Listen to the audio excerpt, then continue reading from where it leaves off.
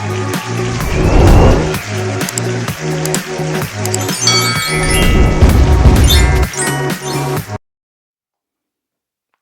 lamig, bagong saing na sinaing, bahaw na may tutong, sinangag, ang lahat ng yan kayang pasarapin ng pinatuyuang adobo. Ngayon, pakikita ko sa inyo, nagsanib puwersa ang baboy at manok. Yan ang gagawin nating adobo ngayon. Pinatuyuang adobo na liempo at manok. Pakikita ko sa inyo ang diskarte dahil magkaiba yan dalawa na yan. Simulan natin. Ito na. Ang dalawang nagsanib puwersa, binuksan ko na aking kalan. Ang ganda ng aking liempo. Sabi ni Manong, walang gaanong tabayan. Ha? Ito po ay 1.5 pounds, isa't kalahating pounds. Kasi itong kombinasyon ko, ito ay 3 pounds. Manok at liempo. Yung ating manok. Ayan. Ating dadalihin yan. Ayun, medyo bukas na yung ating kalan. Napansin nyo yung aking liempo. Inilalim ko kasi ang mahirap sa diskarte na to, madaling lumambot ang manok, lahuli ang liempo. Yan ang pakikita ko sa inyo. Etong aking toyo ay 3/4 cup. Buhos nyo na agad dyan. Nalala nyo estilo ng nanay ko. Pwede nyo kasing i-marinate in advance yan. Saka nyo ipiprito.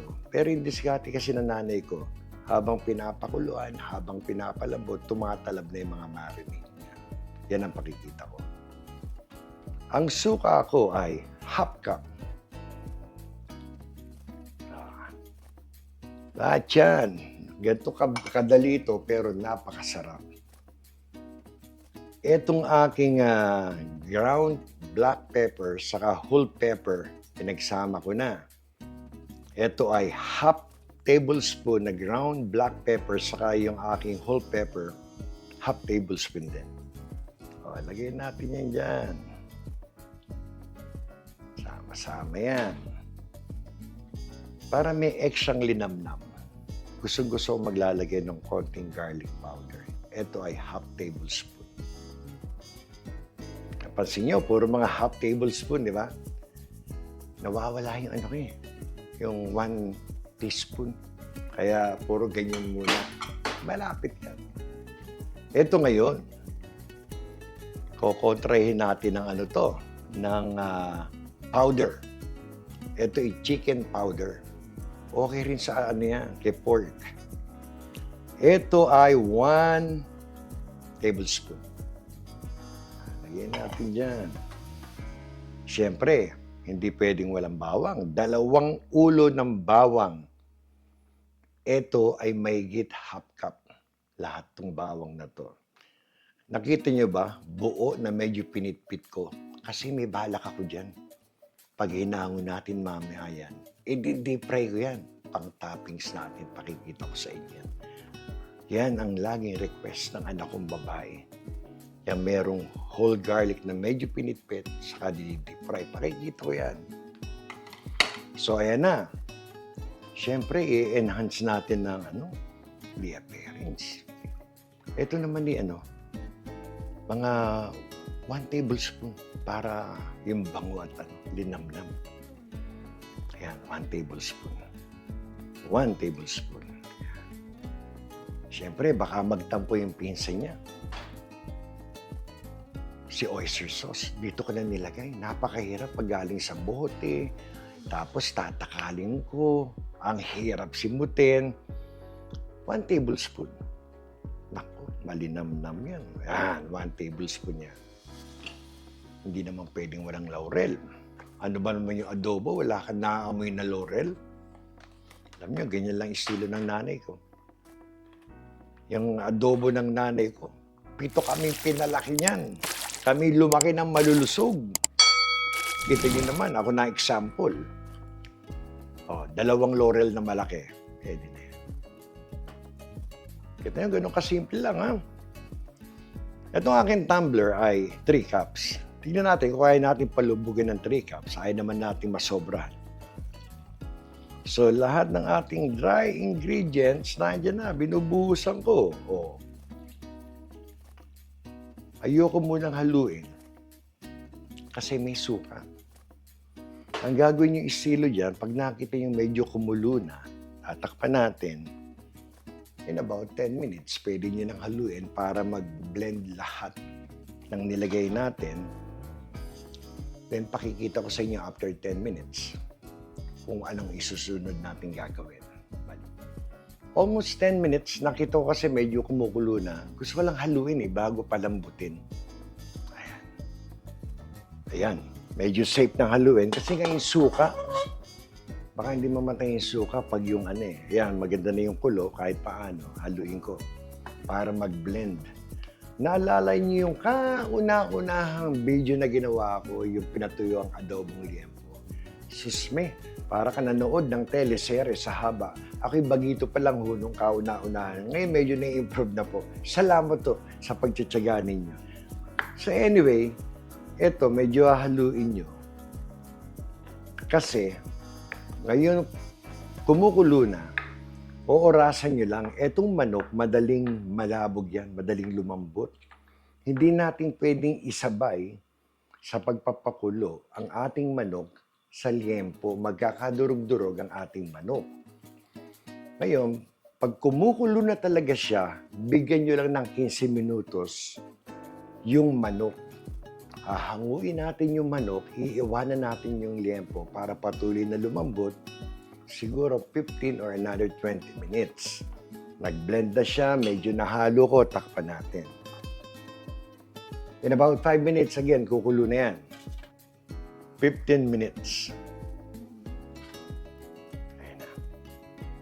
Talab na yung timpla natin yan sa manok. At the same time, medyo lumalambot na rin yung manok.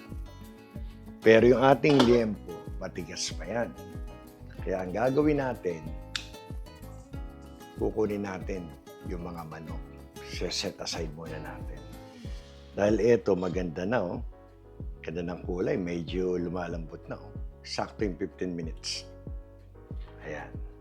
Kunin nyo lang yung mga manok, iiwanan natin ng liempo para palambutin pa ng mga another 15 minutes siguro. Depende ho yan sa manok, depende sa liempo na mga bibili ninyo. Pero ito yung magiging guide ninyo para alam nyo na kung paano sila pinagsasabay na gawing adobo. Kaya pagbalik ko, ang hahanguin natin ay liempo na. No, another 15 minutes para sa liempo, yun ang binigay ko. Again, sana yung liempo nyo, ganun rin, mas malambot pa dito. Ayan na yun. Ganda, oh. Pwede tayo maiprito natin to, binilik natin yung sabaw, pati yung manok. Swak to, timing to. Itong natira doon sa ating 3/4 cups na tubig na inilagay. I-reduce pa natin yan. Pero, kinuha ko na to. Natandaan niyo yung bawang na 2 ulo. I-deep fry ko muna to. Ipiprito ko yung ating liempo, then yung manok sa eto magiging toppings natin. Doon nakuha niya na yung katas nito. Pero ang sarap nito pag deep fry, crunchy on the side ng ating adobo. So ngayon, eto na. Hahanguin naman natin ngayon ang ating liempo. Then, pagbalik ko, pakikita ko sa inyo ang next step. Ito po, nagpainit na ako ng mantika. Itong ating mantika, 1.5 cup na mantika kasi medyo i-deep fry natin itong mga ito eh. Nandito ang aking manok, nahango na. Ito, sumunod na hinangol yung liempo. At ito, yung napakaraming bawang na hinango ko rin. Ipiprito ngayon natin to, i-deep fry natin, pan-toppings mamaya to. Kaya sinadya kong ganyang kalaki. Ang ganda na init. Ingat lang, medyo sa gilid nyo lang ibaksak muna. Hindi ko ganong nilakasan yung apoy. Ayoko masunog naman agad yung ating bawang. Ayan, ganda Ibabrown natin yan hanggang lumutong na.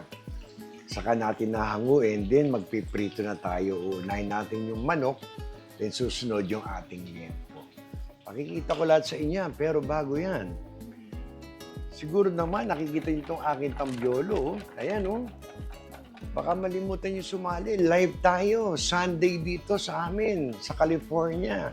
6 p.m. At sa Pilipinas naman, Monday ng 9 a.m. Join kayo, ha, mga taga-Pilipinas. Nakita niyo naman, kasama kayo dito sa aming parapol sa birthday ko. So anyway, eto lang, baka tayo masunugan, halo-halo. Pagbalik ko, pakita ko sa inyo, hahanguin ko itong pang-toppings natin, itong sangkaterbang bawang. Ayan. Ito na ang ating bawang, ang ganda, oh. Set aside natin. Pang-toppings yan, ang sarap yan on the side. So ito na yung ating manok. Ito yung una nating hinango. Prito na natin. Oh. Ito medyo matilimsik. So, ipiprito ang manok, then ang isusunod natin dito, yung liempo. Ito, tiyagaan lang talaga, pero ito magpapasarap eh.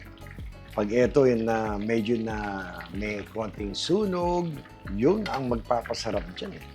So, tiyagaan lang, ingat sa pagprito at matalimsik yan, ang manok. So, pagbalik ko, yung liempo naman ang ipiprito natin. Not bad. 10 minutes ko siyang medyo sinir ng konti na parang dinip-fry. Ayan, oh. Ang ganda, oh. Nakuha ko yung gusto kong sunog.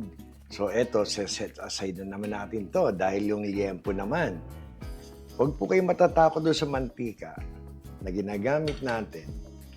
Dahil po eto, mamaya, magtitira tayo. Baka mga 2 tablespoon lang ay titira natin. Saka natin ilalagay yung pinaka-sabaw niya. So, eto ngayon, oh. Yung manok natin, maayos natin na iprito. Nakakatuwa. Medyo takot ako eh. Ito ngayon, liempo, medyo ingat. Alam niyo po, yung liempo natin, no? 30 minutes, oh. Ang ganda ng pagkakalambot, no? Eh, mapiprito pa to. Naku, ang ganda nito. Pag naprito na to. Ayun na, medyo hininaan ko yung apoy. Pag na-placing ko na to, medyo lalakasan ko. Kasi baka tumalsik eh. Kaya pagbalik ko, iaahon ko na itong liempo. Ito na yung liempo. 10 minutes din, ha? Not bad. Hindi naman siya tumalsik ng husto. Medyo nakuha ko yung pagkaka-brown na gusto ko para pag binalik dun sa sabaw. So, ayun yung manok. Ito yung By the way, binawasan ko na yung ating mantika. Tinabi ko, magagamit ko pa yun. Nagtira lang ako para mga 2.5 tablespoon. Ito ngayon ang critical na part kasi ibabalik natin ito lahat, kung ano yung measurement natin kanina, ito lahat yun, yung sabaw na yun. So medyo critical kasi medyo matapang yun eh, kasi panimplan natin dun eh. Huwag yun munang ilahat, depende yan sa alat ninyong kumain o yung alat na gusto ninyo. Ako normally, kalahati. Yan, tulad yan, kalahati muna. Or a little more than half. Yan. Tapos nyo, pinainit ko yung mantika. Gusto ko yung ganyan eh. Na paanin siya, medyo na boil ng konti. Tulad yan, no? Ganda, medyo nilakasan ko. Ayan, ha? Again, medyo a little more than half nung natira nating liquid. Ang binalik ko muna.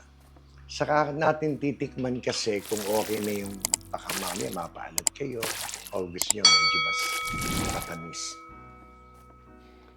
So ngayon maganda na kulo, di ba? Lalagay ko itong asukal. Itong aking sugar, gusto ko matamis eh. This is about 3 teaspoon na sugar. Yan, nilagay ko na dyan. Diyan natin siya dadalhin. Konting halo. So ito, yung mga itlog, hulog nyo lang. Papulahin nyo. Medyo gitnaan natin. Alam niyo naman gawi ko. Para maano ko yung tamis at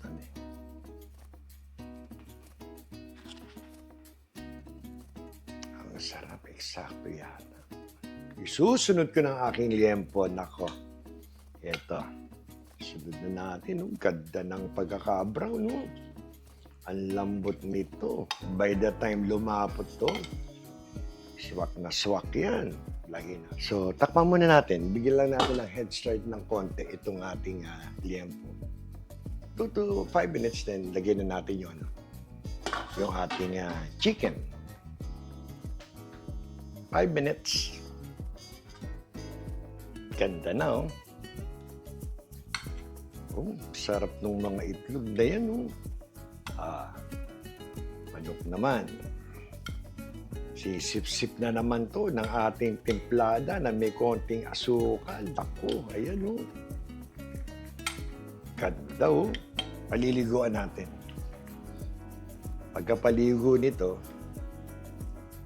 saka natin tatakpan, i-re-reduce nyo lang yung gusto ninyong sarsa hanggang maging pinatuyo ang adobo. Sa tingin ko, pagdating ng mga 5 minutes, wala na to. Pinatuyo ang adobo na to. Kaya pagbalik ko, pe-plating ko nito, pakikita ko na sa inyo. Ito na po ang ating adobong liempo at manok na nagsanib puwersa at may itlog. Ayan po. Napakagandang tingnan. Napakasarap po. Nung tinikman ko to, yung tamis, yung lasa ng toyo, napakasarap. Ito po, subukan nyo. Garantisado po to. Napakasarap. Ang pinatuyong adobo, liempo at manok na nagsanib. Lapag natin dito. At tayo magpasalamat. Muli, isa na namang mapagpalang araw para sa ating lahat. Salamat sa Diyos.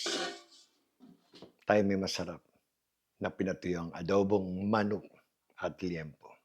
Hanggang sa muli, maraming salamat po. Kayo mag-iingat.